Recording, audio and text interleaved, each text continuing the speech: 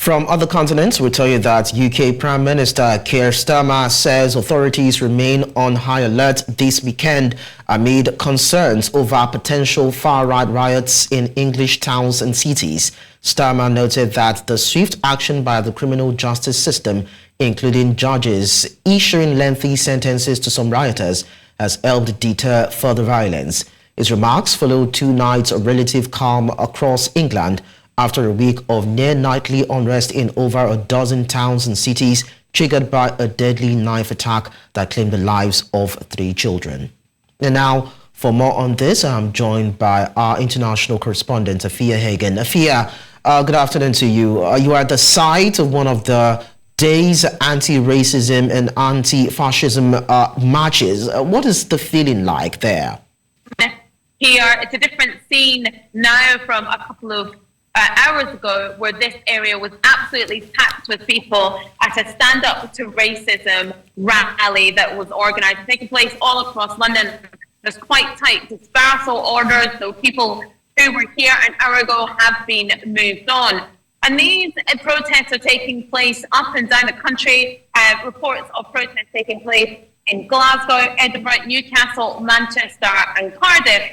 And it's all about protesters standing up to racism, standing up to the right-wing riots that have taken place across the United Kingdom, mainly in England, and a few protests in Northern Ireland over the past week or so.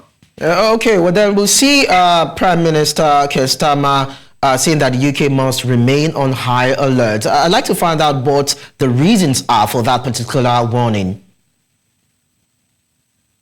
Absolutely. Today, a few things are happening. You do have these anti-racism protests. You actually do have some far-right protests planned as well. But it's also the start of the Football League. The Championship and some lower divisions are back playing football today. So you have lots of people travelling across the country. And football has traditionally been a target for people who like to cause trouble, who like to, when they are drunk and when they have taken drugs, engage in fights. And a lot of the far-right protests have turned out to be with that level of violence.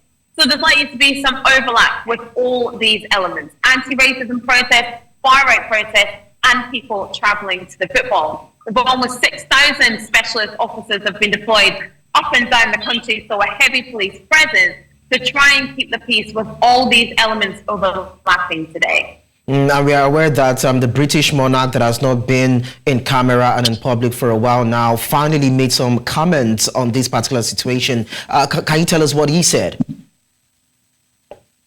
Yeah, the calls have been growing louder for King Charles III to say something about these protests and perhaps to unite the country. He has said that he